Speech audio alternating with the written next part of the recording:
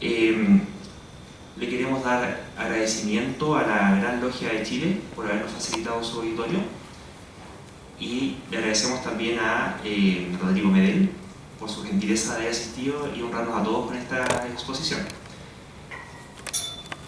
Rodrigo Medel es licenciado en Biología de la Universidad Católica de Chile, doctor en Ecología.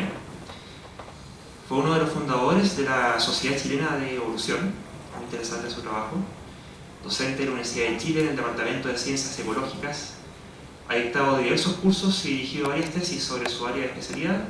Ha dictado cursos sobre historia y filosofía de las ciencias. También ha publicado varios papers y algunos libros sobre su área de investigación. Una de sus más recientes publicaciones es el libro Andrés Bello Científico, publicado este año por Editorial Universitaria.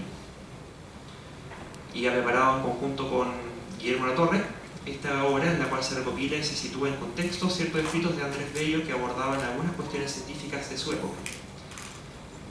El doctor Rodrigo Medel amablemente ha accedido a dictar una charla en el marco de nuestros encuentros escépticos, especialmente en esta edición 37ª, con su charla titulada ¿Cómo distinguir entre ciencia y pseudociencia? Una revisión histórica y crítica del problema de la demarcación. Le damos la bienvenida al doctor Rodrigo Medel. Muchas gracias.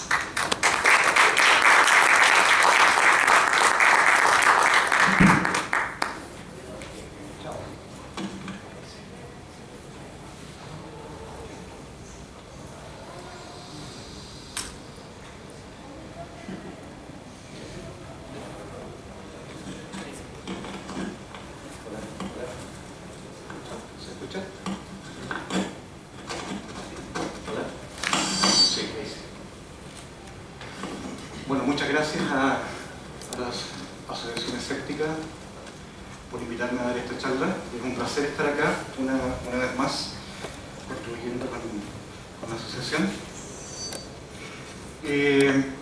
Felipe me invitó a hablar básicamente sobre el problema de la ciencia y la pseudociencia, un tema que es tremendamente contingente y que ha estado desde siempre presente en las noticias, y ha sido una problemática que no solo está relacionado con el conocimiento que tiene el público sobre estas materias, sino que también tiene una base bastante larga en términos históricos desde un punto de vista de la filosofía de la ciencia. Y en lo que sí voy a intentar presentarles un recuento histórico de lo que es, a mi juicio, los eventos más importantes, las contribuciones más importantes de diversos autores, todos ellos diría yo que son connotados filósofos de la ciencia y que han tenido puntos de vista interesantes y han sido importantes contribuciones, pero al mismo tiempo han también sido objeto de numerosas críticas en lo relacionado a los criterios necesarios y suficientes para distinguir entre la ciencia y la pseudociencia. Creo que todos estamos relativamente de acuerdo en esta sala de que hay pseudociencia, que la podemos ver todos los días en los distintos medios de comunicación, y tenemos una cierta noción, diría yo que intuitiva, en lo que se refiere a cuándo estamos hablando de algo pseudocientífico en relación a algo científico. Como corresponde, para empezar a hablar sobre este tema es necesario en primer lugar ponernos de acuerdo sobre ciertas definiciones. La primera de ellas es ciencia y naturalmente qué es pseudociencia. Esto ya es una empresa mayor. En particular, ponernos de acuerdo sobre qué es científico es un tema que ha sido históricamente intensamente debatido. Algunos piensan que la ciencia constituye nada más que la extensión de un tipo de razonamiento común, y otros indican que se requiere un bastante conocimiento específico para poder hablar de algo científico, y en particular algo que tiene que estar validado y corroborado por las evidencias empíricas. Veamos en qué consiste lo de una pseudociencia. Hanson, un autor recientemente, en el año 2013, propuso una serie, al menos 3 enunciados importantes, que constituyen lo que a mi juicio son una buena descripción de la pseudociencia. En primer lugar, los enunciados pseudocientíficos se refieren a asuntos propios del dominio de la ciencia. No cualquier afirmación sobre hechos que no pertenecen al dominio de la ciencia son aceptables como pseudociencia. Eso también es como bastante evidente. Un segundo punto es que estos enunciados carecen de confiabilidad y credibilidad. Por cierto, si indagamos más en el significado de estos términos, qué significa confiabilidad y credibilidad, vamos a estar debatiendo mucho más de lo que está concebido en esta charla. Pero consideremos solamente el significado natural de estos términos para así establecer cuándo estamos hablando de enunciados pseudocientíficos. Y en tercer lugar, y eso es algo que uno ve normalmente en los medios de comunicación, es que estos enunciados forman parte de una doctrina. Y esta doctrina tiene algunos proponentes, alguna gente que defiende estos enunciados a través de incorporarlo dentro de ciertas visiones de mundo que pretenden generar una impresión de que están representando un conocimiento confiable. Y no solamente un conocimiento confiable, sino que el conocimiento más confiable respecto a algún dominio particular de la ciencia. Estos tres elementos entonces son los que vamos a considerar cuando nos refiramos a enunciados pseudocientíficos y globalmente a la pseudociencia. ¿Es importante distinguir entre ciencia y pseudociencia? Es una primera pregunta que nos podemos hacer. Y la respuesta, a mi juicio, es bastante clara. Sí, es pertinente distinguirla. ¿Por qué? Por razones pragmáticas y por razones conceptuales, básicamente. Razones pragmáticas tienen que ver con aspectos sociales que implican costo social, básicamente. Costo social cuando se aceptan ciertos enunciados pseudocientíficos que implican el riesgo en salud, por ejemplo, de seres humanos, de niños y de otros seres vivos. Esto es bastante claro. Y por otra parte, es importante distinguir entre estos dos tipos de prácticas porque hay una distinción conceptual que es bastante importante. Sin embargo, para lograr entender cuál es esta distinción conceptual, es que vamos a revisar a continuación una serie de proposiciones que han efectuado filósofos de la ciencia. Y eso básicamente es lo que se denomina los criterios de demarcación. El primer criterio de demarcación, de hecho, quien propuso la idea y el concepto de criterio de demarcación fue Karl Popper. Y señala su criterio de falsabilidad. El criterio de falsabilidad popperiano es algo que tiene bastante éxito en el mundo científico. Sin embargo, curiosamente, desde el mundo filosófico ha sido largamente superado. Por alguna razón, quienes somos científicos siempre estamos como considerando algunos criterios que los filósofos ya han reflexionado sobre ello por larga data, pero sin embargo como científicos, generalmente no tenemos una buena formación filosófica, adoptamos estas discusiones que ya han pasado por lo menos hace 50 años por parte de los filósofos de la ciencia. Veamos qué dice Popper. Popper indica que una teoría científica tiene que contener enunciados que permitan demostrar su falsedad. Es decir, que no deben ser evaluables y deben ser en principio rechazables. Ese es un primer gran criterio popperiano, el criterio de falsabilidad. A diferencia de la ciencia, según Popper, la pseudociencia no es falsable. Algunos dicen, ocupan el término falsificable, pero el término un poco más estricto es falsación, falsabilidad. ¿Por qué no encuentro instancias falsables? Porque es coherente con todos los casos existentes de acuerdo al dominio en el cual estas proposiciones pseudocientíficas cobran importancia. Es decir, solamente hay instancias confirmadoras. Estos enunciados pseudocientíficos no son rechazables por la evidencia empírica. En su momento, Karl Popper se basa en tres cuerpos, de acuerdo a él, pseudocientíficos. El primero es la teoría marxista de la historia. Según Popper, recordemos que tuvo una vida bastante dañada por los movimientos socialistas de aquella época, los primeros movimientos socialistas. Y para Popper fue importante considerar que el concepto histórico marxista no encontraba instancias falsadoras. Las condiciones para que ocurriera la revolución social tenían que satisfacerse condiciones objetivas y condiciones subjetivas. Y si estas dos condiciones se satisfacían, va a ocurrir necesariamente una revolución socialista. No va a ocurrir revolución socialista si es que las condiciones objetivas y subjetivas no están lo suficientemente maduras. Es decir, con este par de enunciados, la teoría marxista de la historia no es falsable, de acuerdo a Popper. Siempre es coherente con los hechos que se estén observando en cualquier momento de la historia.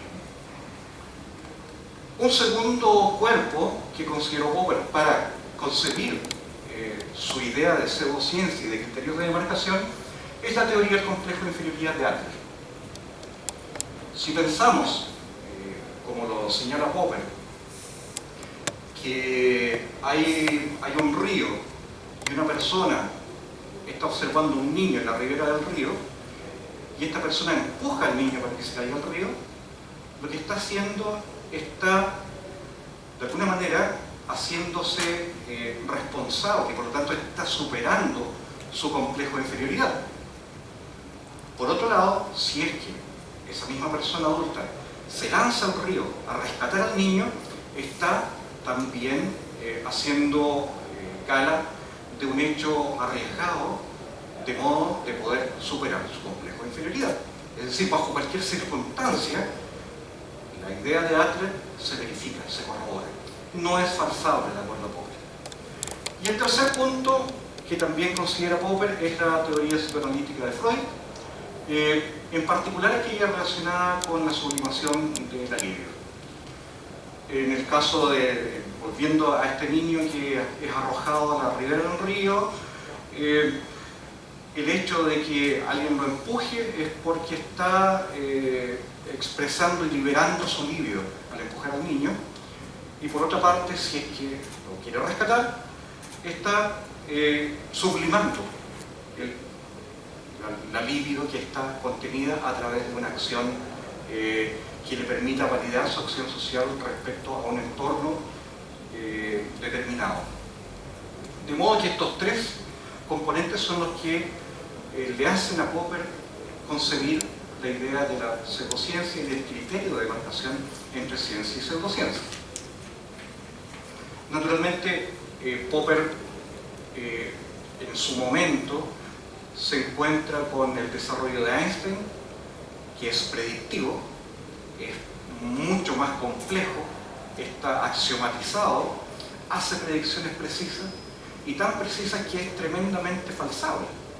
Solo es corroborado después de un tiempo con las ecuaciones de Egerton, ¿verdad? De la curvatura de la luz en un campo gravitatorio.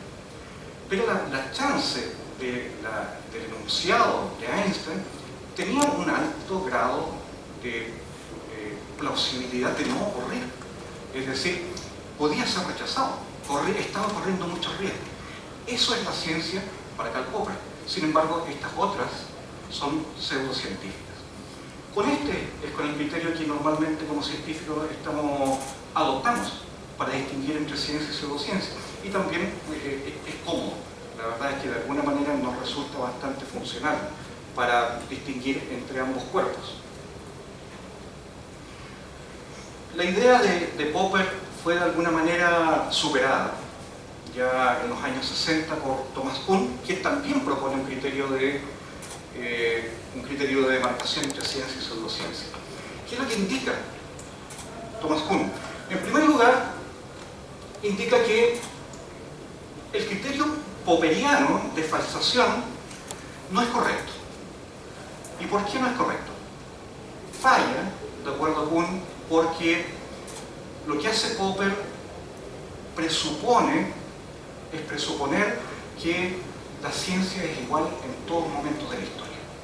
Es que el carácter científico es regular, que no presenta alteraciones ni tiene distintos caracteres a lo largo del desarrollo de la ciencia. Y señala que es necesario describir de qué manera ocurre la ciencia, y por ello es que recurre e introduce dentro de la discusión internalista de la ciencia, de sus valores de corroboración y verificabilidad, básicamente, que son los derivados del empirismo lógico, incorpora componentes que hasta ese momento no habían sido considerados, como son la historia y el componente social de la ciencia. Y propone, en su famoso libro de estructura de las revoluciones científicas, un ciclo que está fundamentado en la adquisición de un punto de vista dominante en cualquier ciencia determinada. Lo que hace es desarrollar la historia de la física, en particular el cambio revolucionario desde una concepción tolemaica a una copernicana, ¿verdad? Las visiones que allí se tienen es lo que él denomina un paradigma. Hay un paradigma, una visión dominante, un conjunto de criterios de validación de ciertos enunciados que son absorbidos y son internalizados por la comunidad científica de una época determinada. Funciona con algunos elementos importantes, algunos supuestos ontológicos, supuestos metodológicos y también valores respecto a lo que es aceptable y no aceptable dentro de una comunidad científica. Y estos paradigmas son algo parecido a la resolución de crucigrama, a la resolución de puzzle. De alguna manera, las respuestas ya están decididas de antemano. Lo que hacen los científicos es simplemente acumular nuevos casos donde ya están dominados por un paradigma determinado. Por lo que no ocurren grandes cosas, sino que simplemente hay una acumulación. Pero sin embargo, esta acumulación es el momento en el cual está ocurriendo los avances importantes de ciertos ámbitos científicos. Esto es lo que Kuhn le llama la ciencia normal, dominada por un paradigma determinado. Eventualmente hay ciertos fenómenos anómalos que caen fuera del paradigma dominante, se empiezan a acumular casos anómalos no explicados por el paradigma en cuestión, y eventualmente ocurre una revolución científica entre los adherentes al viejo paradigma y a uno nuevo que se ha construido y que es capaz de resolver los casos anómalos que no son conceptualizados por el paradigma anterior. Es aquí cuando ocurre una revolución científica y hay una adopción de un nuevo paradigma. Este ciclo, de acuerdo con Kuhn, es lo que caracteriza todas las ciencias existentes en un momento determinado. Entre paréntesis, entre comillas, la verdad es que hay muy pocos casos en los cuales el ciclo de Kuhn se haya verificado. Siempre hay puntos de vista discordantes y en particular hay un criterio que es el más crítico, que es el criterio de inconmensurabilidad, que está en esta etapa, en la revolución científica, que es cuando los adherentes al viejo y al nuevo paradigma no encuentran términos compatibles entre sí. Es decir, hay una inconmensurabilidad de los enunciados propios de cada paradigma. No hay diálogo posible, no hay transferencia de los contenidos empíricos y conceptualizados desde un paradigma al otro. Hay total ruptura del diálogo y más bien lo que ahí propone Thomas Kuhn es que es ahí cuando proceden factores extracientíficos y que hacen andar esta máquina. Factores extracientíficos como componentes sociales, negociación y todo tipo de presiones, agrupaciones forzando la adopción del nuevo paradigma, etcétera, etcétera. Eso no había sido conceptualizado antes de Kuhn. ¿Y qué es lo que menciona Kuhn de cuando estamos hablando de ciencia y pseudociencia? Es cuando una ciencia es aquella ciencia normal y que por lo tanto tiene un paradigma determinado. Aquellas investigaciones que carecen de paradigma para Kuhn son pseudocientíficas. Por lo tanto, su criterio de marcación se basa en la definición de paradigma. ¿Qué tiene contra Popper? El criterio que Kuhn establece contra Popper es que hay muchas áreas de indagación que son perfectamente falsables, son contrastables. En ese sentido, la astrología se puede falsar, se puede poner a prueba, y si hay correspondencia o no con los hechos empíricos y con los enunciados verbales que contiene y con la simbología, es perfectamente falsable, por lo tanto caería dentro del ámbito popperiano de ciencia. Entonces tenemos acá ya un sistema difuso donde se intercalan algunos conceptos pseudocientíficos dentro de lo que es ciencia. Para Kuhn, lo importante es la presencia o ausencia de paradigmas, que, como dije anteriormente, es un conjunto, es básicamente un contexto de validación, que está compuesto por supuestos ontológicos, por una cierta forma de hacer investigación científica, que son los criterios metodológicos, y por un conjunto de criterios de validación, valores científicos, simplicidad, economía, construcción lógica, etc. Esta perspectiva claramente va más allá de la concepción que manejamos científicamente, que es la popperiana. La idea de Imre Lakatos, ahora, con posterioridad a Kuhn y a Popper, este filósofo concibe una manera levemente distinta de distinguir entre ciencia y pseudociencia, que se basa básicamente en lo que son los programas de investigación.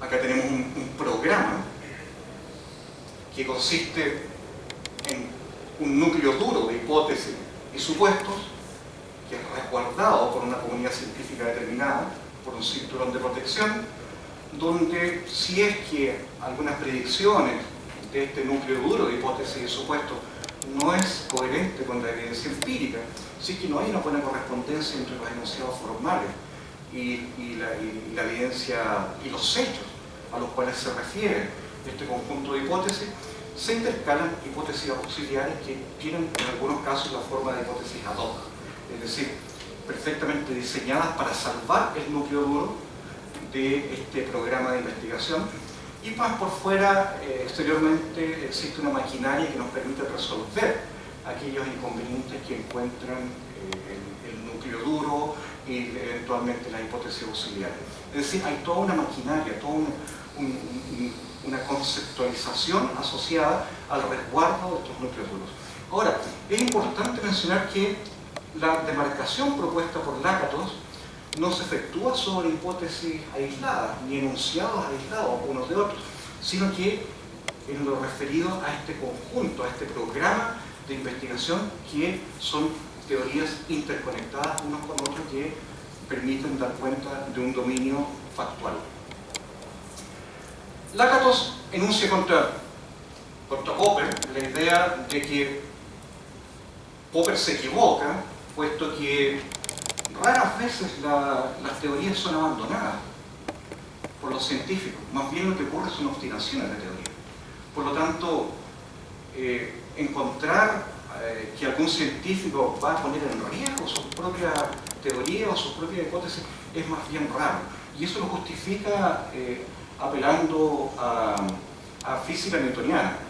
Cuando Newton hizo las predicciones respecto a las órbitas de los planetas alrededor del Sol, hubo algunos casos en los cuales no encajaban dentro de las predicciones matemáticas. Sin embargo, eso no significó que se abandonara la concepción newtoniana. Muy por el contrario, se mantuvo hasta que eventualmente, después de varios años, se detectó que efectivamente existían algunos planetas que permitían salvar la teoría newtoniana de órbita alrededor del Sol. Y así en muchos otros casos. Por lo tanto, hay una obstinación y un mantenimiento de las teorías que no es coherente con las proposiciones, de alguna manera simplistas, de Popper en su criterio de demarcación. Respecto a Kuhn, lo que hace Lakatos, cuando le critica específicamente el momento de la inconmensurabilidad de las teorías, que es aquel cuando los adherentes de los distintos paradigmas no se ponen de acuerdo y donde priman otro tipo de concepciones de alguna manera irracionales o al menos no científicas en esta lucha entre paradigmas, Por lo tanto, si es que este cambio es irracional, dice, malamente podemos encontrar algún criterio de marcación que esté basado en consideraciones lógicas, racionales. Por lo tanto, es innecesario buscarlo si es que no adhiriéramos a la concepción kuhniana. Por lo tanto, acá tenemos dos críticas importantes de los conceptos de demarcación ya enunciados por Popper y por Kuhn. ¿Cuál es la propuesta de Lakatos? Lakatos lo que indica es que dentro de estos programas de investigación, estas teorías interconectadas, hay de dos tipos, progresivas y degenerativas. Las progresivas se anticipan a los hechos, es decir, a través de su construcción formal o conceptualizada verbalmente incluso, se puede anteceder a la existencia de los hechos, se predice la existencia de ciertos hechos y los cuales cobran sentido cuando son incorporados a estas teorías. Esto permite ir expandiendo el dominio de aplicabilidad de las teorías, ¿verdad? sobre el conjunto de hechos en la naturaleza. Por el contrario, las pseudociencias corren siempre por detrás de los hechos, es decir, se van amoldando a lo existente. No hay una capacidad predictiva, a diferencia de los programas progresivos. Más bien, los hechos permiten que estos programas degenerativos se acomoden a las evidencias existentes. No hay, de alguna manera, una predicción futura acerca de los hechos que deberían ocurrir si es que los programas de investigación fueran científicos. De este modo tenemos ya algunas propuestas interesantes, la de Popper, la de Thomas Kuhn y la de Lakatos. Hay otras entre medio, hay otras proposiciones, pero me parece interesante destacar una propuesta también externalista de Paul Haggard, que es un filósofo de la ciencia muy activo en lo que es filosofía de la mente y las ciencias cognitivas, y dice que básicamente los criterios que se han enunciado previamente de Popper, Kuhn y Lakatos quedan cortos, porque hacen referencia básicamente a aspectos internalistas de la ciencia. Aun cuando Kuhn apela a componentes histórico-sociológicos, no los incorpora explícitamente dentro del criterio de demarcación ciencia-pseudociencia. Según Haggard, una teoría va a ser pseudocientífica cuando progresa menos que otras alternativas. Es decir, ya lo que existe en este caso para Haggard es la existencia de al menos dos teorías alternativas, una de las cuales avanza más rápido que la otra, una progresa más que la otra. Y no ha dejado muchos problemas, ha dejado problemas sin resolver. Y por otra parte, la comunidad científica no se esmera lo suficiente por resolver los inconvenientes existentes en las teorías pseudocientíficas. No evalúa la teoría respecto a otra y es selectiva respecto a los hechos que considera como confirmación de los enunciados pseudocientíficos. De modo que tenemos también acá un componente social importante que nos saca un poco de la estructura interna de la ciencia y apela a aspectos extracientíficos. Esta propuesta de Haggard también intenta superar las propuestas de Popper, de Kuhn y de Lakatos. En primer lugar, la de Popper dice que no hay que enfocar en las propiedades de la teoría, sino que en la manera en la cual los adherentes de una cierta comunidad de determinada investigación se adhieren a una cierta teoría determinada. Es decir, es importante no sobrepasar, ir más allá que el mero criterio de falsación. Respecto a Kuhn, se refiere a que una ciencia normal puede ser pseudocientífica si es que una alternativa progresa más rápido. Es decir, conseguiremos en ciencia normal, dos ciencias normales, competidoras, cada una de las cuales cuenta con su propio paradigma. Si una de ellas avanza más rápido, progresa más que la otra, esa va a ser científica y la que avanza más lento va a ser pseudocientífica, de acuerdo a Haggard. Y contra Lakatos, un programa estancado, degenerativo, va a ser científico si progresa más que las teorías alternativas. En eso estamos refiriendo más que nada a programas de investigación, no a teorías particulares no conectadas con otros enunciados. De modo que la perspectiva de Zagat hace mención a la existencia de alternativas. La que gana, la propuesta que gana entre dos competidoras, dos o más competidoras, es la que va a ser considerada científica, y la que pierde es pseudocientífica. Vemos que esto ya empieza a haber un cierto límite difuso en esto. Es importante hacer esta consideración porque dentro de la familia de criterios de demarcación ha ido desde...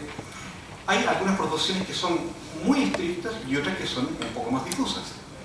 Las que son un poco más difusas son aquellas que incorporan aspectos, digamos, un poco más sociológicos, ¿ya? Que por su propia naturaleza, por su propio carácter disciplinario, no permiten efectuar distinciones tan drásticas como las que propone Popper, que claramente algo es falsable o no es falsable. En las áreas más humanistas y más sociales, ese tipo de criterios como que no es tan aplicable, porque los hechos no son blanco-negro, a diferencia de las ciencias más factuales, mal llamadas duras, ¿ya?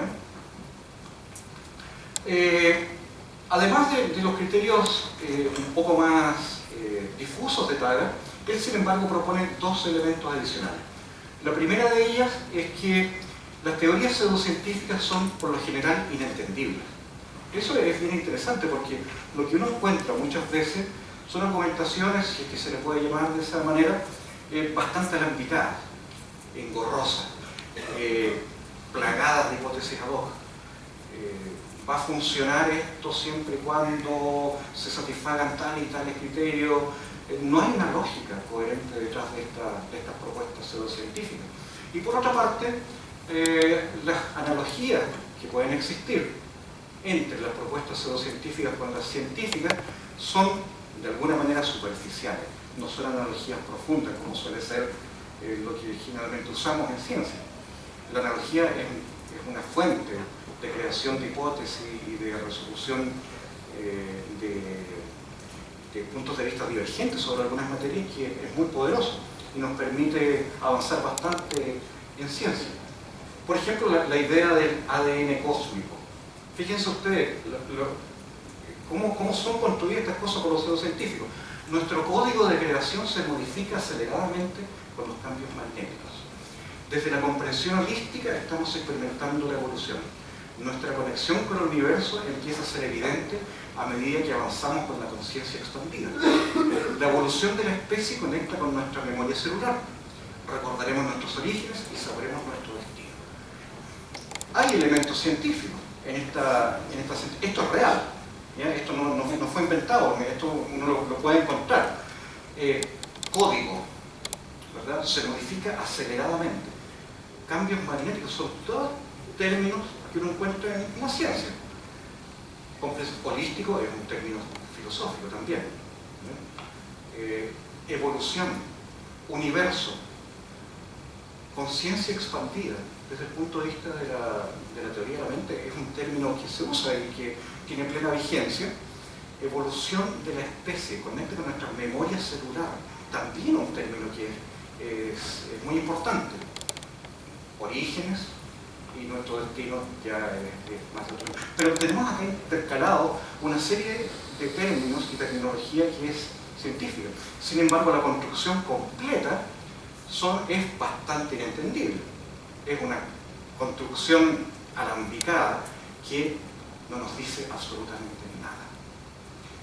Entonces, estaremos de acuerdo que con Zagat, al menos que tenemos analogías superficiales y además que la gente que practica la pseudociencia tiene un cierto poder de convencimiento sobre gente que no tiene una buena formación científica. Eso estaremos todos de acuerdo con ello. Basta ver cualquier programa de televisión en la mañana, ¿verdad? Llegamos a un punto que es muy importante dentro de la historia de lo que ha sido el criterio de demarcación, que es la propuesta de Larry Logan.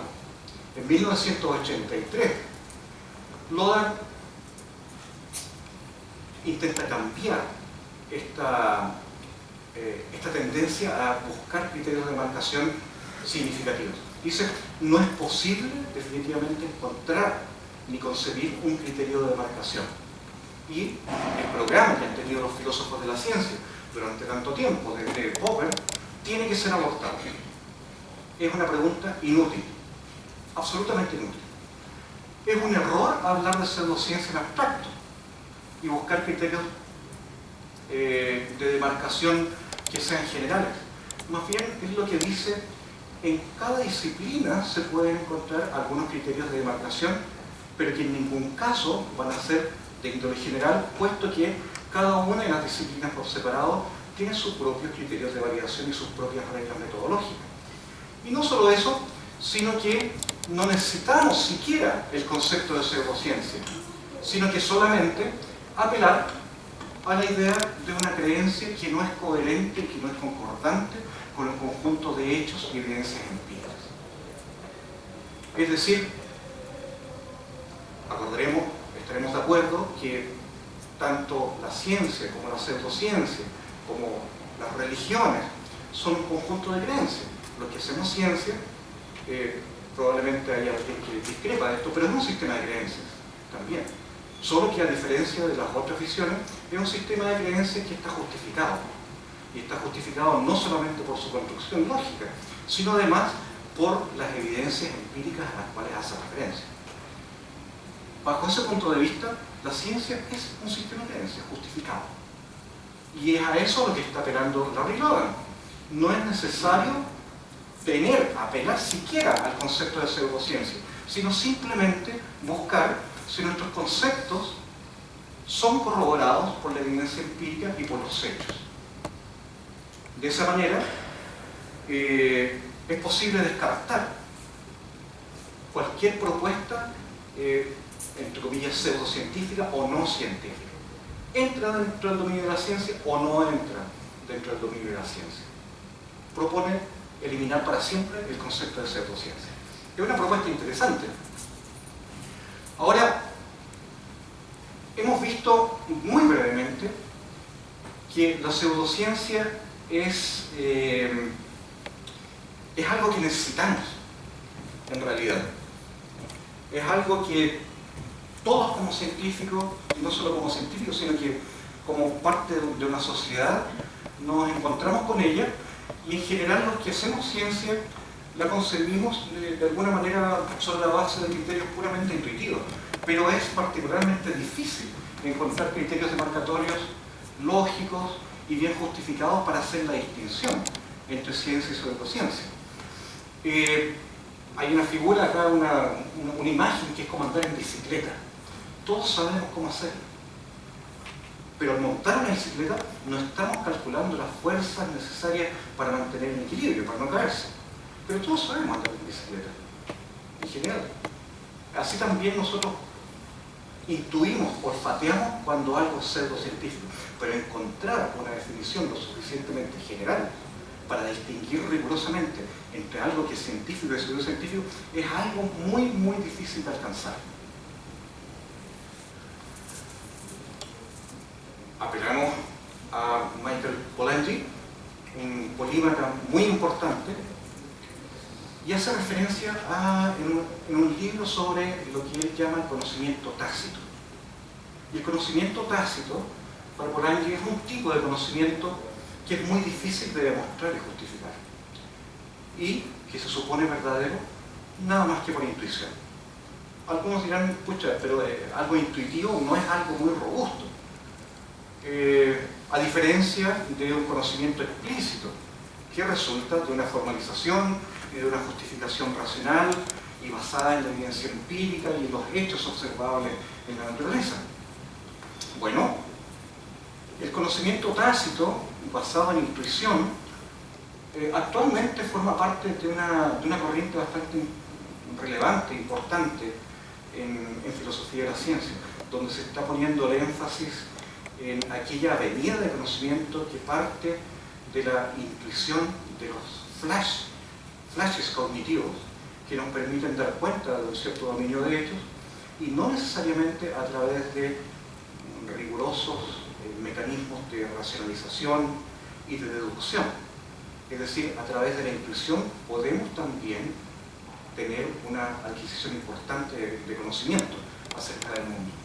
Básicamente lo que nos dice Polanyi en aquellos años, en los años 60, es que conocemos mucho más de lo que podemos comunicar. Es decir, en nuestros aparatos cognitivos sabemos más, mucho más, de aquello que es transmisible a otros practicantes de la ciencia. Sin embargo, no lo podemos presentar de una manera adecuada, de modo a ser extensivo a todos los dominios del conocimiento científico.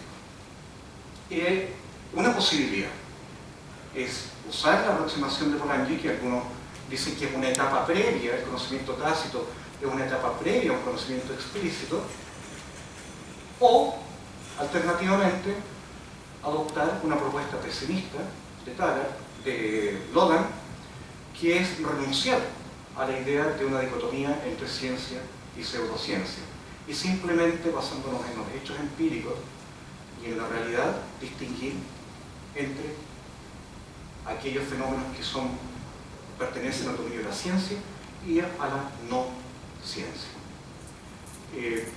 Eso básicamente es lo que les quería contar en este momento, que el criterio de demarcación es un concepto tremendamente elusivo. Aparentemente no vamos a llegar a un criterio claro, unificado para toda la ciencia. Sin embargo, probablemente si usamos algunos criterios un poco más actualizados respecto al tema, como los criterios de Logan, o reconocer que estamos en presencia de un conocimiento tácito, podamos hacer una mejor distinción entre lo que son las propuestas científicas y las propuestas pseudocientíficas que tienen tantos costos para nuestra sociedad. Muchas gracias por su atención.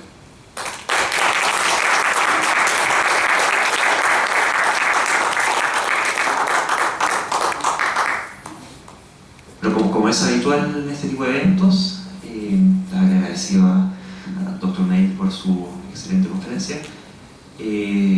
Invitamos a todos los presentes, a quienes quieran hacerlo, una pregunta, consulta, comentario sobre lo que haya expuesto para hacer una apuesta en común entre todos.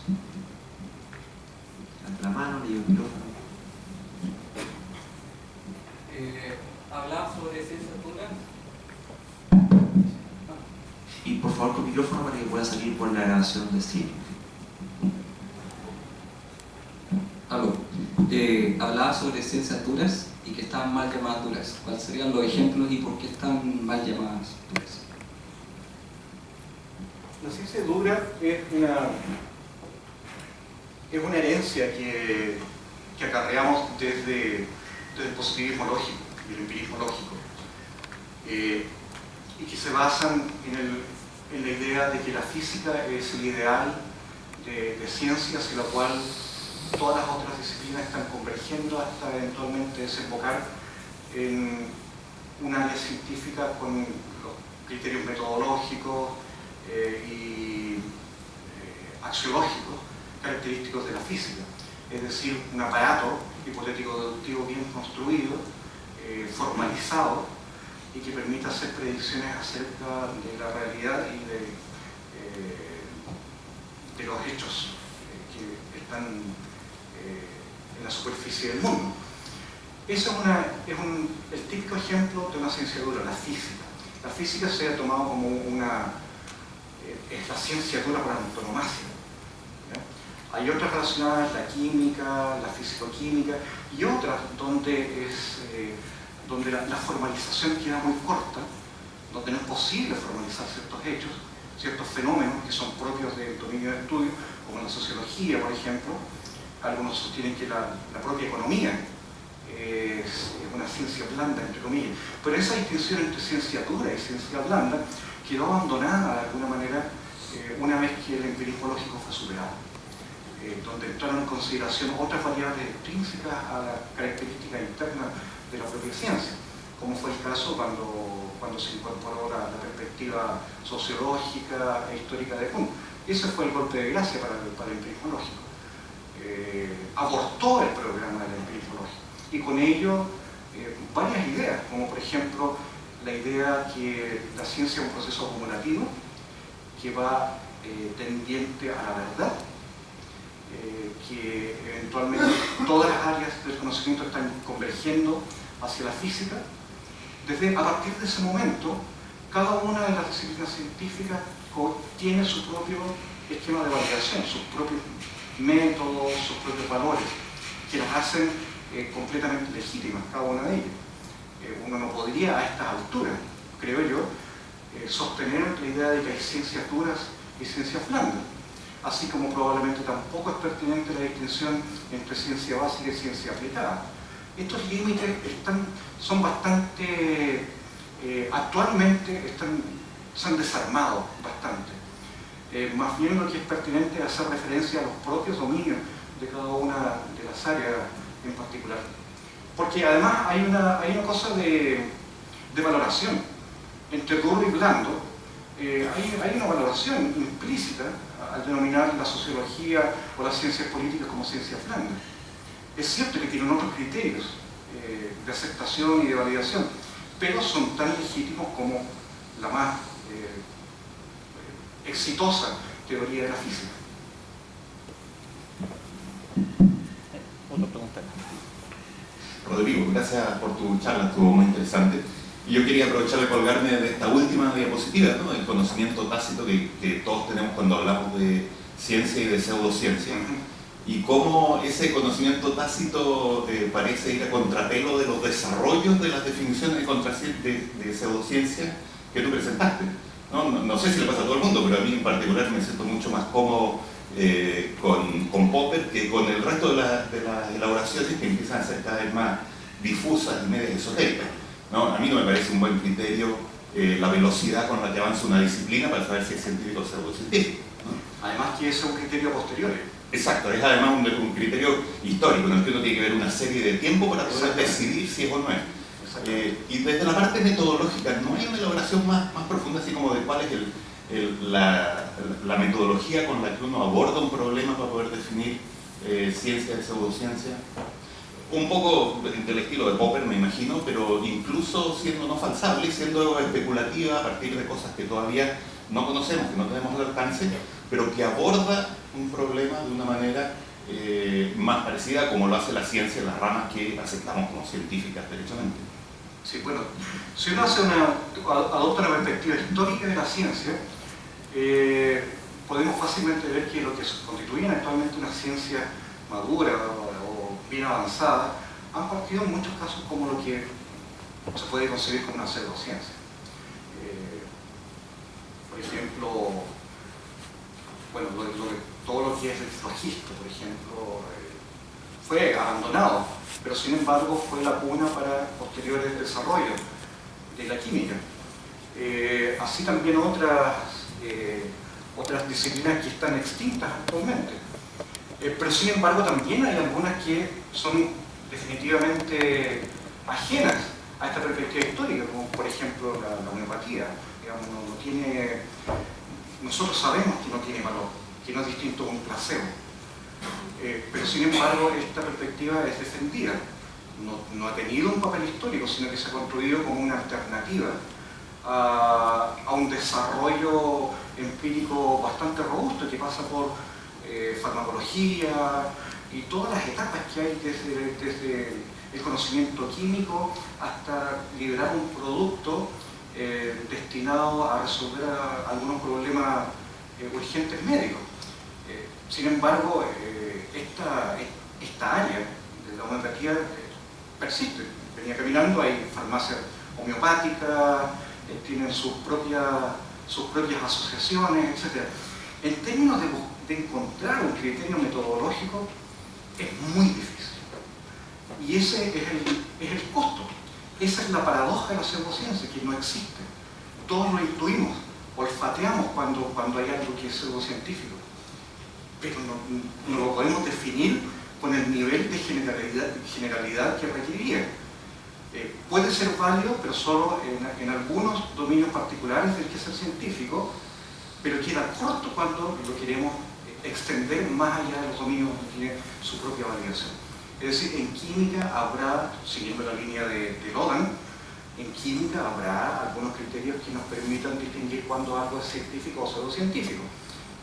Farmacología, en medicina, son válidos, pero ya dejan de ser válidos cuando lo intentamos aplicar a otros dominios de la práctica científica.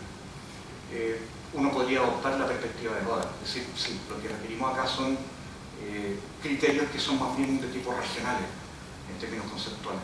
Cada disciplina con sus propios criterios de marcación que les son propios y que pueden ser bastante profundos. El costo de que haya criterios de demarcación profundos es que no son generales por lo general. Ahora, uno podría, y de hecho es una avenida bastante interesante que estoy comenzando como a explorar, es buscar algunos elementos que formen parte de lo que se llama la ontología científica, la ontología de la ciencia, donde hayan algunos elementos subyacentes a toda la práctica científica que pasan por nuestra concepción de mundo, por nuestros supuestos ontológicos respecto a lo que existe, lo que no existe, respecto a que si cuentan o no cuentan con leyes, respecto a si se hace referencia a procesos causales o no se hace referencia a procesos causales. Por ahí hay 2 o 3 elementos que pueden ser de algún grado de generalidad mayor, puesto que se está haciendo referencia a características más bien ontológicas muy profundas de lo que constituye la práctica científica.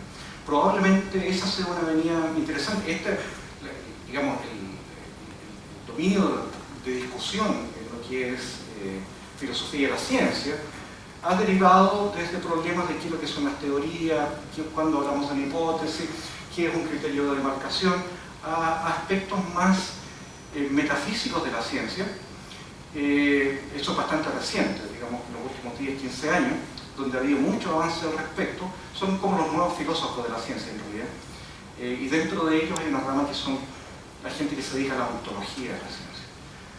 Y esta nueva mirada, a partir de criterios metafísicos y ontológicos, que no es la metafísica hegeliana ni la metafísica de Aristóteles, sino que tiene que ver con los supuestos que uno hace respecto a las entidades sobre las cuales que resultan o que uno presupone existen en la práctica de cualquier disciplina científica. Y eso está sujeto a discusión y es muy interesante. Es bastante reciente eso y probablemente apelando a este set de criterios uno pudiera hacer probablemente alguna distinción un poco más profunda y general de lo que constituye ciencia y pseudociencia o ciencia y no ciencia. Hola, muchas gracias por la charla. Se me viene a la cabeza lo que mencionaba respecto a la complejidad de cómo reducir el criterio de marcación solamente a un concepto, a por ejemplo propuestas como las que han sido de Mario Bunge respecto a sus 12 criterios aplicados a la ciencia, y uno en particular que es por ejemplo la ontología de una pseudociencia, que una pseudociencia es más idealista que una ciencia. Y la manera de bajar esa ciencia es justamente con la testeabilidad que le damos a nuestras teorías. Ahora me preguntaba qué sucede con esas teorías que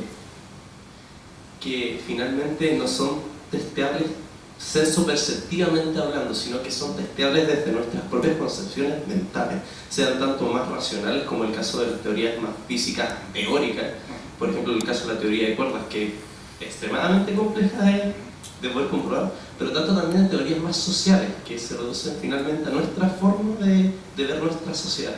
¿Qué sucede, por ejemplo, en esos casos? Bueno, la primera parte de tu comentario que se refiere a las propuestas de Mario Bunge, eso no lo mencioné en esta charla, pero ha habido varios autores en los cuales se ha propuesto un conjunto de criterios, que son bastantes, en realidad son 6, 8 criterios, otros proponen 10 criterios, pero yo dificulto el hecho de que cada uno esté, cuando algún comunicador en televisión esté ahí chequeando si es que se satisfacen los criterios o no. Es como, no es muy práctico, ¿no? ¿Verdad?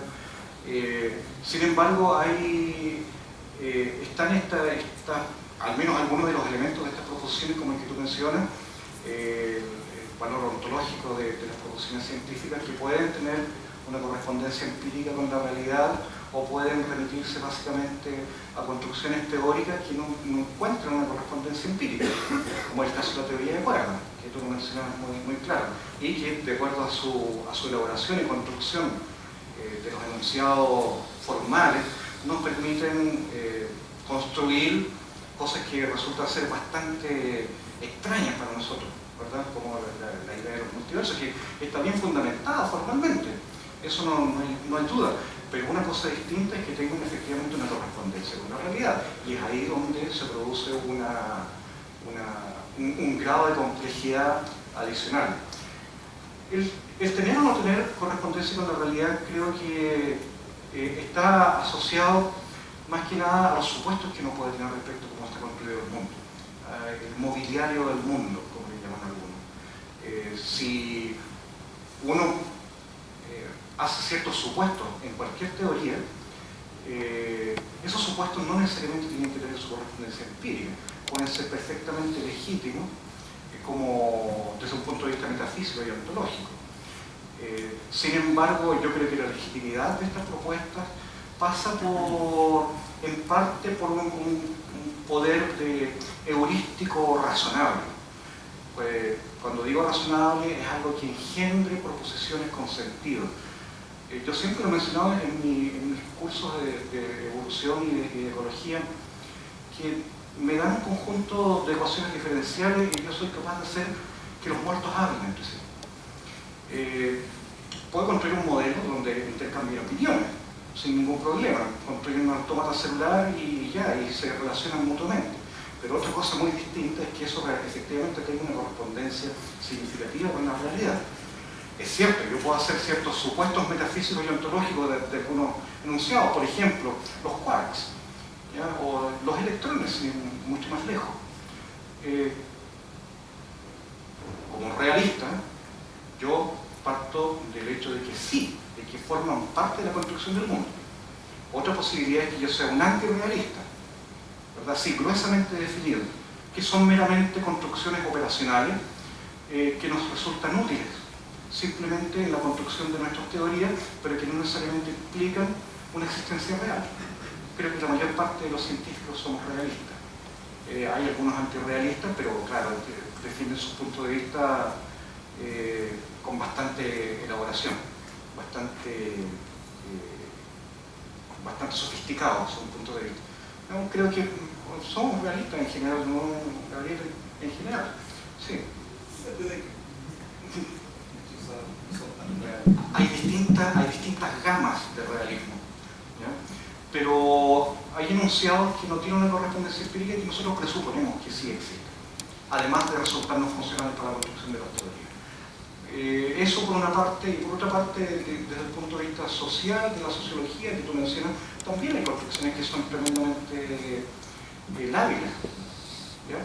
No significa que estén mal construidas, ni mucho menos. Los criterios de la sociología son totalmente distintos de lo que practicamos en biología, por ejemplo, o en biología celular. Son válidos. En ciencias políticas, la mayor parte de los criterios están basados en percepciones. Eso es lo que permite hacer precisamente los análisis políticos. Son percepciones de la realidad.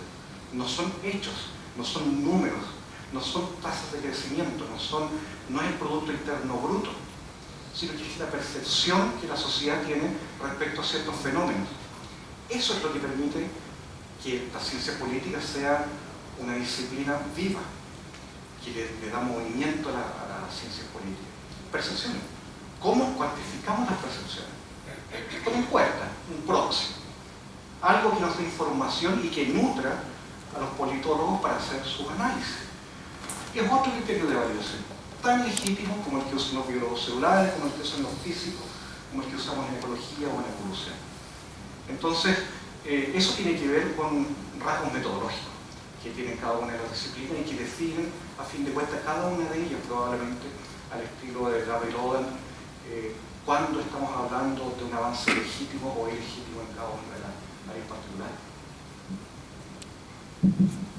Ahora, me quedo dando vuelta una de las últimas afirmaciones que hizo en la exposición, cuando hablaba de lo mal que nos hace las pseudociencias.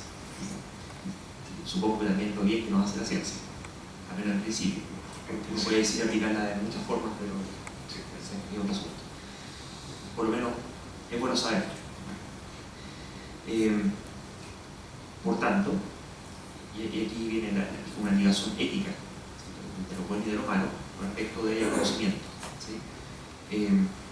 Supongo yo, interpretación mía, pero creo que también la suya, de que al menos si uno tiene buenas intenciones y quiere realizar acciones, la forma que nos permite llevar a cabo las buenas acciones es mediante conocimiento certero, y por tanto nos interesa que ese conocimiento sea construido científicamente de modo que efectivamente se produzca el bien cuando actuamos, ¿cierto? O el mal cuando actuamos, pero la ciencia tiene una función operacional de conducencia, de efectividad. Que efectivamente ocurra aquello que yo pretendo hacer, para bien o para mal.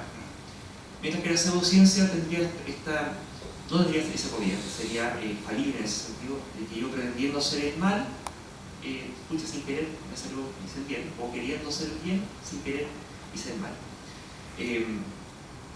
No permite tener la relación causal, en el sentido como que la ciencia permitiría reconstruir la relación causal del universo y por tanto usarla como herramienta para que esa causalidad se ejecute según nuestras intenciones. Por tanto, surge la relevancia de demarcar, bueno, cuando estoy entonces, dado que si quiero hacer el bien, quiero efectivamente hacer el bien y no el mal, me resulta relevante saber si lo que estoy haciendo, o aquello a lo que estoy recurriendo, es científico o pseudocientífico, y por tanto con la relevancia ética el criterio de demarcación. Y dado que hay diversos criterios de demarcación, que algunos dejan más afuera o más adentro distintas disciplinas, algunas caerán siendo científicas o pseudocientíficas según cuál sea el criterio de demarcación que utilicemos.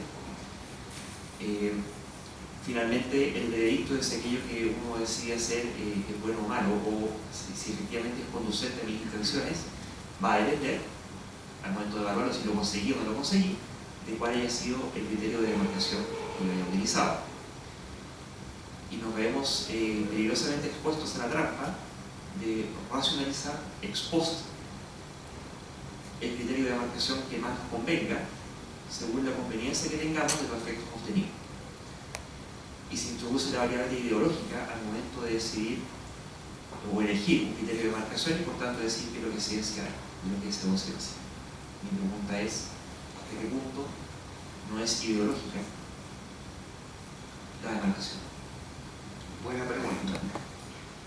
Como práctica humana hay dos posibilidades. Una es aceptar que todo lo que hacemos como práctica humana, y en particular el dominio de la ciencia, en general, en aquellas prácticas tendentes a la adquisición de conocimiento del mundo,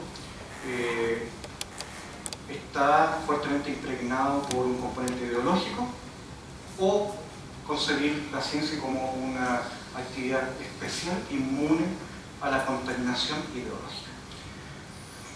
Eso define dos aproximaciones inmediatamente a tu pregunta.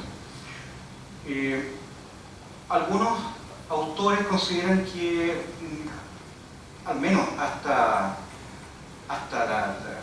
los años 60, aquellos que eran adscritos a la idea del positivismo lógico, consideran la ciencia como algo aparte, como algo cerrado, ya inmune a todos los efectos extrínsecos de la propia constitución de la ciencia. Por lo tanto, ahí no entran componentes ideológicos ni sociológicos. Sin embargo, después de Kuhn y Hanson, esto ya se abrió, se hizo permeable. Esta conceptualización ya no era tan cerrada. Por lo tanto, aquí entran los componentes ideológicos y todos los componentes psicológicos también de los hacedores de ciencia. A tal punto de llegar a algunas conceptualizaciones que indicaban que siempre la ciencia está cargada de ideología, que es la propuesta de Porfirio Adán y de Thomas Kuhn. Por lo tanto, no hay criterios que sean puramente científicos e inmunes a los efectos extrínsecos. Actualmente, el concepto que hay es más bien que efectivamente ya pasamos la idea de concebir la ciencia como una actividad particular inmune e independiente de la sociedad. Siempre somos parte de una sociedad y por lo tanto estamos tomando decisiones y haciéndonos partícipes de ciertos conjuntos valóricos, de enunciados valóricos y por ende también ideológicos, que deciden de alguna manera lo que estamos investigando, la manera en la cual hacemos nuestra investigación y en última instancia nuestra ética. O sea, nuestra ética también, nuestra ética personal, también entra en consideración en estos criterios de demarcación que uno pudiera considerar.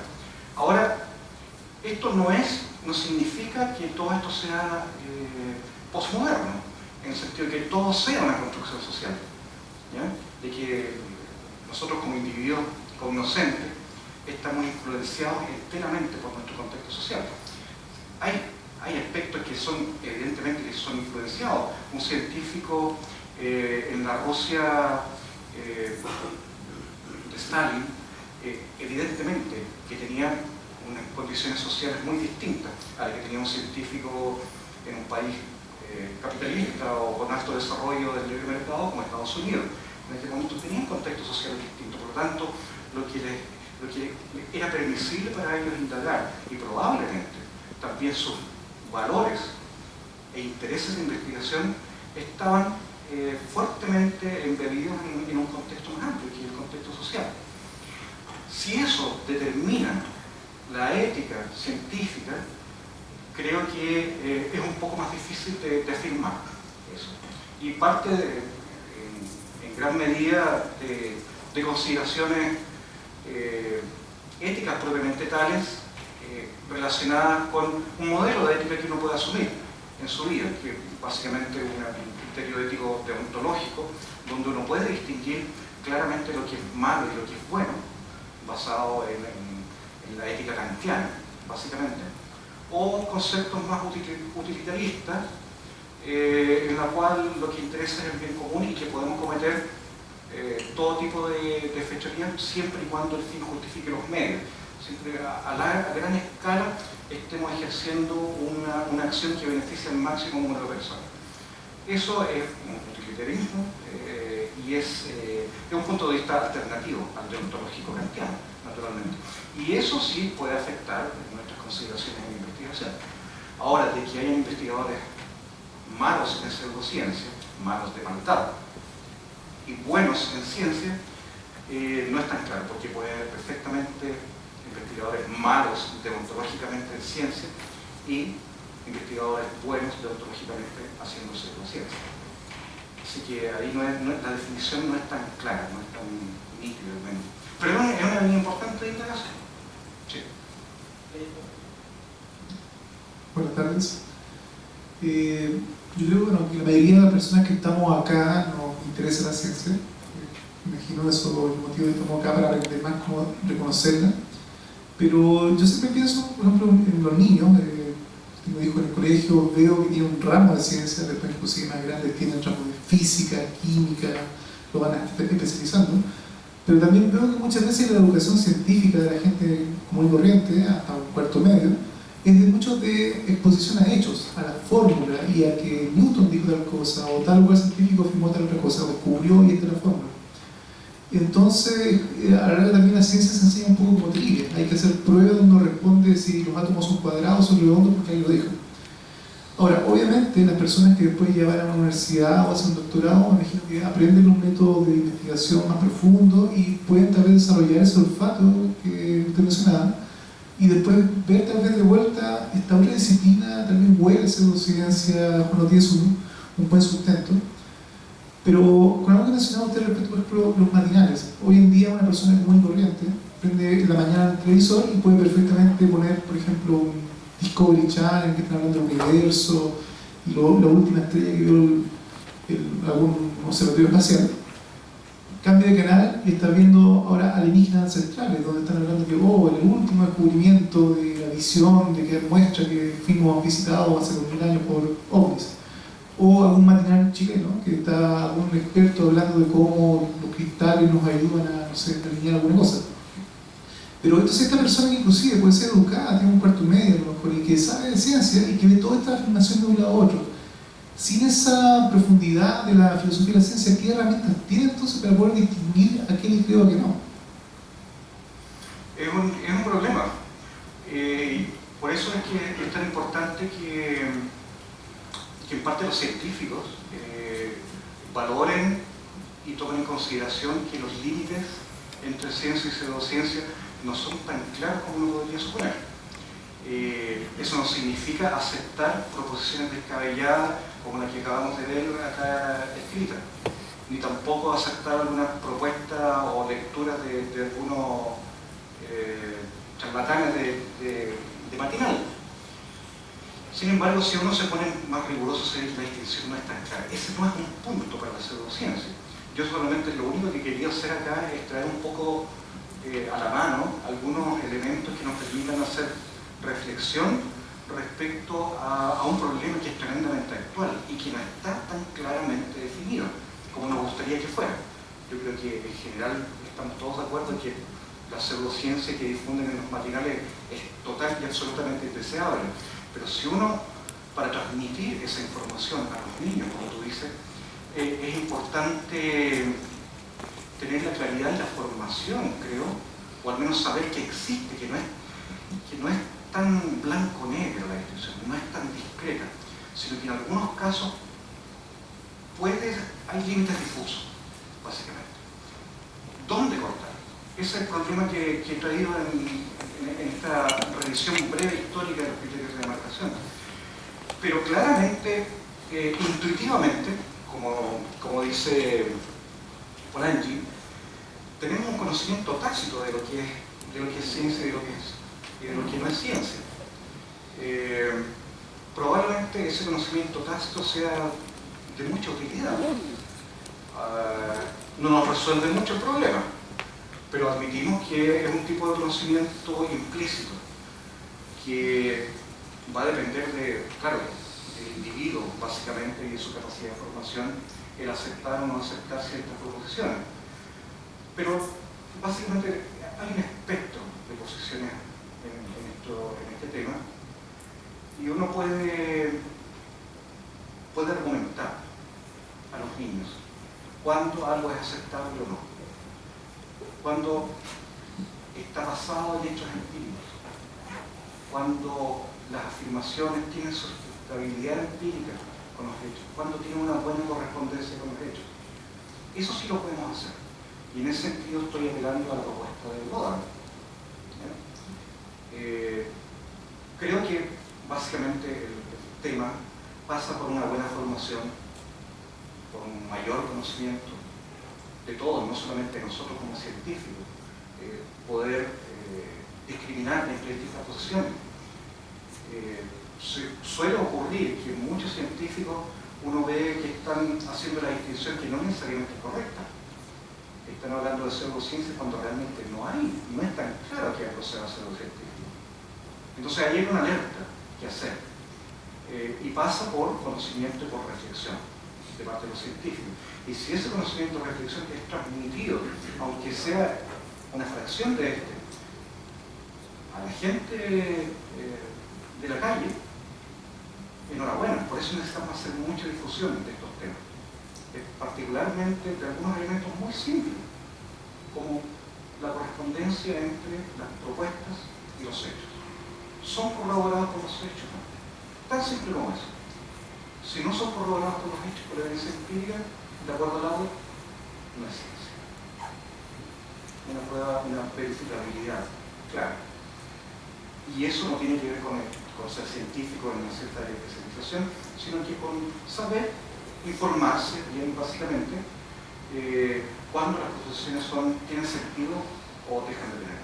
Eso yo creo que como no puedo hacer una recomendación desde aquí. Yo lo único que he hecho es presentar los pros y los contras de ciertas definiciones de criterios de demarcación. Pero algo más o menos inmediato y obvio es mejorar el nivel de conocimiento de los ciudadanos. Y por eso es que este tipo de actividades son tan valiosas en cualquier caso. Y si este tipo de reflexión, aunque sea mínimamente, se puede transmitir al resto de la comunidad del país, esto sería estupendo. Pero básicamente se corresponda con los hechos observados o no se corresponda. Yo también tengo dos preguntas bien específicas. Primero que todo, agradecer la presentación y la revisión que ya se hizo. Distintos filósofos de la ciencia han propuesto, como vimos en tu presentación, distintos criterios de demarcación. Hay otros filósofos de la ciencia que han propuesto otros, ¿cierto? Aquí imposible era verlo todo, eso es absolutamente claro.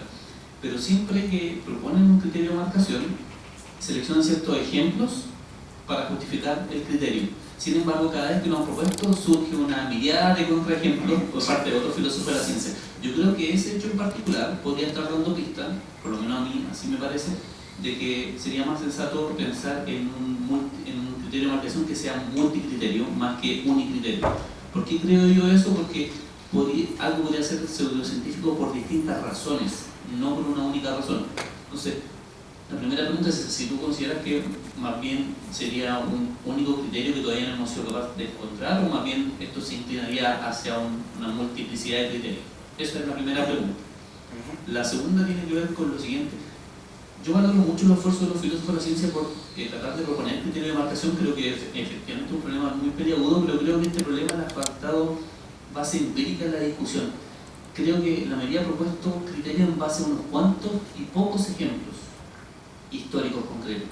Me da la impresión que si hiciera una revisión y se juntara mucha data y se hicieran ciertas listas de cotejo para ver qué cosas cumple lo que consideramos ciencia, qué cosas no cumple lo que consideramos pseudociencia, creo que podría arrojar luces respecto de, porque creo que la mayoría de los criterios propuestos se sostienen sobre una base empírica y de ejemplos históricos muy reducida.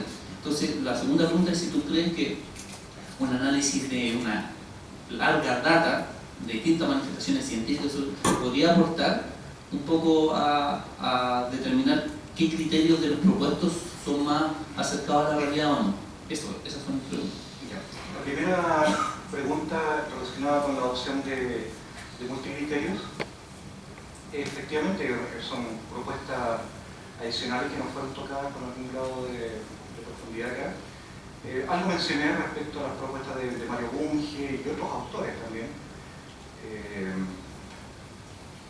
como Leidemann, por ejemplo, que propone 5 criterios que concatenados, relacionados cada uno de ellos con otro, que desde mi punto de vista no logran, por la propia naturaleza de algo multivariado, no logran dar con un criterio de demarcación. En ese sentido, podría haber varios, como tú mencionas, con distinto peso, en fin, pero ya entran en complejidad. Eso no es lo deseable realmente. Lo deseable es encontrar un conjunto de enunciados que sean necesarios y suficientes para distinguir entre dos ámbitos de las materias que nos interesan. Si agregamos más criterios, eventualmente vamos a hacer una lista exhaustiva y vamos a agotar el problema sin realmente llegar a un criterio destilado que nos permita hacer esta distinción que nos interesa. En el caso Bunge está la óptula de criterios. Pero por eso mismo, por lo que acabo de decir, creo que no es tan viable utilizar esa aproximación multivariada. La segunda pregunta decía relación con la idea... Se sustentan los criterios de marcación. Sí. Si podría ser de utilidad utilizar muchas manifestaciones. Yo no creo que haciendo una revisión de cuál ha sido la base empírica con la cual se han sustentado estos distintos criterios, lleguemos a algo, fíjate, porque en mi opinión personal, o sea, podemos discrepar, estamos en el plano absolutamente de la filosofía de la ciencia de algún momento de la historia. Porque los filósofos en general, cuando hacen sus propuestas, las hacen seleccionando casos que les dan plena justificación a sus propuestas. En ese sentido, es el tipo de razonamiento filosófico, de filosofía. Se ilustra a través de un caso particular. Si eso es general, enhorabuena, pero raras veces lo es. Como tú mismo dices, se propone un criterio y se le tiran 50 filósofos encima. ¿Qué es lo que hemos logrado con eso? Algunos dirán, bueno, no hemos logrado nada, los filósofos no se han puesto de acuerdo, como dice Larry Logan. Es una empresa que debería ser abortada. Pero no, en el proceso, desde mi punto de vista, hemos avanzado un montón. hemos descartado posibilidades, hemos elaborado nuevos criterios con los cuales, nuevas perspectivas con las cuales aproximarnos a este problema. En ese sentido, la historia no es, no puede ser desechable. Normalmente, más aún, normalmente en filosofía en general y en filosofía de la ciencia en particular, los problemas recurren cada cierto tiempo. Algo que se presupone ha sido superado, reemerge bajo otra forma. Entonces, no pueden ser, son retomables eventualmente. Lo que sí es cierto es que difícilmente vamos a llegar a un set de enunciados mínimos que sean necesarios y suficientes para distinguir entre ciencia y pseudociencia. Porque las disciplinas son heterogéneas y porque finalmente en filosofía no hay preguntas acá que sean respondidas, siempre quedan abiertas, no se cierran las preguntas.